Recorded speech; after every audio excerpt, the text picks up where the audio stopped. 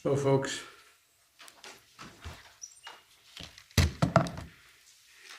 before I update you on the meeting that I had with leaders of the G7 earlier today, I want to say a word about the progress we're making on the Build Back Better agenda here at home. I just got off the telephone with the leaders in the House. Today, the House of Representatives has taken a significant step toward making a historic investment that's going to transform America, cut taxes for working families, and position the American economy for long-term growth. When I became president, it was clear that we had to confront an immediate economic crisis, the most significant recession we've had since the Depression, or at least since Johnson. But that wasn't going to be enough. We also had to make some long-term investments in Americans and America itself. The first thing we did was to write and pass the American Rescue Plan, and it's working. Our economy has added 4 million jobs in my first 6 months in office. Economic growth is up to the fastest it's been, the fastest rate in 40 years, and unemployment is coming down. Right now, our economic growth is leading the world's advanced economies. But to win the future, we need to take the next step. Today, the House of Representatives did just that.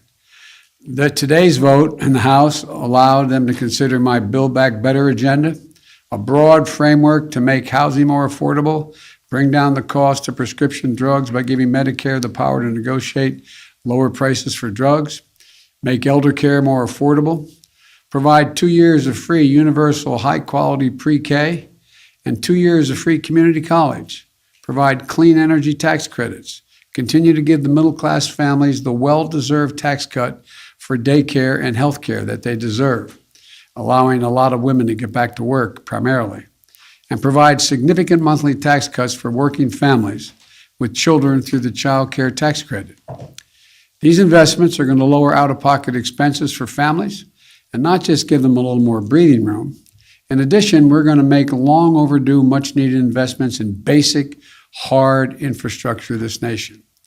This is an area where we have broad bipartisan agreement to invest in our antiquated roads, highways, bridges, transit, drinking water systems, broadband, clean energy, environmental cleanup, and making infrastructure more resilient to the climate crisis, and so much more. And this is all paid for. Instead of giving every break in the world to corporations and CEOs, by the way, 55 of our largest companies in America paid $0 in federal taxes on more than $40 billion in profit last year. We can ask corporations and the very wealthy just to pay their fair share. They can still be very wealthy, they can still make a lot of money, but just begin to pay their fair share. So we can invest in making our country stronger and more competitive, create jobs and raise wages, and lift up the standard of living for everyone. The bottom line is, in my view, we're a step closer to truly investing in the American people, positioning our economy for long-term growth, and building an America that outcompetes the rest of the world. My goal is to build an economy from the bottom up and the middle out, not just the top down. And that's what we're on our way of doing. Look, I want to thank Speaker Pelosi, who was masterful in her leadership on this, and Leader Hoyer and Whip Clyburn and Chairman DeFazio, the entire House leadership team, for the hard work, dedication, and determination to bring people together so we can make a difference in people's lives. I also want to thank every Democrat in the House who worked so hard over the past few weeks to reach an agreement and who supported the process for House consideration of the Jobs and Infrastructure Plan, the Build Back Better effort. There were differences, strong points of view. They're always welcome. What is important is that we came together to advance our agenda. I think everyone who did that, I think everyone who did it was there. Look, I also want to thank everyone who voted to support the John Lewis Voting Rights Act. You know, it's an act to restore and expand voting protections, to prevent voter suppression, and to secure the most sacred of American rights, the right to vote freely, the right to vote fairly, and the right to have your vote counted. The House is active. The Senate also has to join them to send this important bill to my desk. And the Senate has to move forward on the People's Act, critical legislation to protect our democracy and the right to vote. We need both of those election bills. But let me now turn to Afghanistan. I've met this morning with my counterparts in the G7, as well as heads of the United Nations, NATO, and the European Union. I express my thanks for the solidarity we have seen as we've stood up an unprecedented global effort. I updated our partners on the significant progress we made in the past 10 days. As of this afternoon, we've helped evacuate 70,700 people just since August the 14th, 75,900 people since the end of July. Just in the past 12 hours, another 19 U.S. military flights, 18 C-17s and one C-130 carrying approximately 6,400 evacuees, and 31 coalition flights carrying 5,600 people have left Kabul just in the last 12 hours. A total of 50 more flights, 12,000 more people since I updated you this morning. These numbers are a testament to the efforts of our brave service women and men, to our diplomats on the ground in Kabul, and to our allies still standing with us. And we had a productive discussion. There was strong agreement among the leaders about the evacuation mission underway, as well as the need to coordinate our approach to Afghanistan as we move forward. First, on evacuation, we agreed that we will continue to our close cooperation to get people out as efficiently and safely as possible. We are currently on a pace to finish by August the 31st. The sooner we can finish, the better. Each day of operations brings added risk to our troops, but the completion by August 31st depends upon the Taliban continuing to cooperate and allow access to the airport for those who we're transporting out and no disruptions to our operations. In addition, I've asked the Pentagon and the State Department for contingency plans to adjust the timetable should that become necessary. I'm determined to ensure that we complete our mission, this mission. I'm also mindful of the increasing risks that I've been briefed on, and the need to factor those risks in. They're real and significant challenges that we also have to take into consideration. The longer we stay, starting with the acute and growing risk of an attack by a terrorist group known as ISIS-K, an ISIS affiliate in Afghanistan, which is a sworn enemy of the Taliban as well.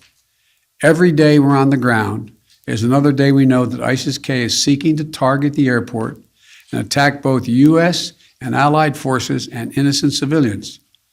Additionally, thus far, the Taliban have been taking steps to work with us so we can get our people out. But it's a tenuous situation. We've already had some gunfighting break out.